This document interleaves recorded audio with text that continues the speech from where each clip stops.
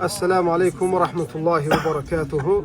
Kardeşlerle Allah Teala'nın izniyle Kafkas'ın şərqində olan en hündür dağlardayıq ve sadece seyahat ve yaxud da mənzərəni müşahidə etmək üçün gəlməmişik açığı. Eyni zamanda uca olan Allah'ın yarattıklarında olan əzəməti dərk eləməyə, nəsihət etməyə, nəsihət almağa ve birbirimizden eyni zamanda faydalanmağa gəlmişik. Kısa bir tövsiyə eləmək istəyirəm. Allah Azze ve Celle Kur'an-ı Kerim'de buyurur: Ya eyyuhellezine amenu zkurullaha zikran kethira. Ey iman getirenler, Allah'ı çok zikir eləyin. Allah Teala mütləq şekilde zikir eləyin deyip dayanmır.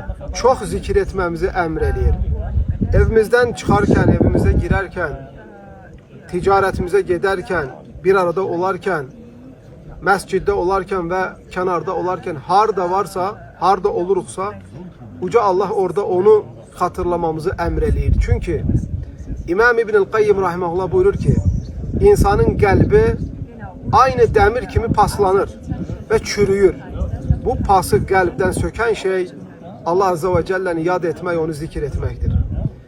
Allah'ı ne kadar mümin zikir eləyirsə, kalbi o kadar oyaq olur, kalbi o kadar temiz olur, o kadar imanlı ve huzurlu olur. Muhammed sallallahu aleyhi ve sellem bir hadiste buyurur ki, Allah'ı zikir eleyen, hatırlayan insanla Allah'ı hatırlamayan insan ölü ve diri insanın meseli kimidir. Ayşe radıyallahu anh'a der ki, Sahih Müslim'de gelen hadiste, Peygamber kânen nebi sallallahu aleyhi ve sellem yezkurullaha fi kulli hinihi. Bazı rivayetlerde ala kulli ahvalihi. Resulullah sallallahu aleyhi ve sellem her halında uca olan Allah'ı zikir eləyərdi. Yatarken, durarken, yemek yerken, sefere çıkarken, seyahate giderken uca olan Allah'ı derk eləyərdi.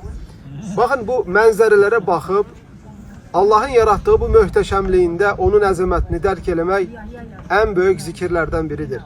Allah bizi hem zikir eləyən, hem şükür eləyən kullarından eylesin. Esselamu Aleyküm ve Rahmetullahi ve Berekatuhu.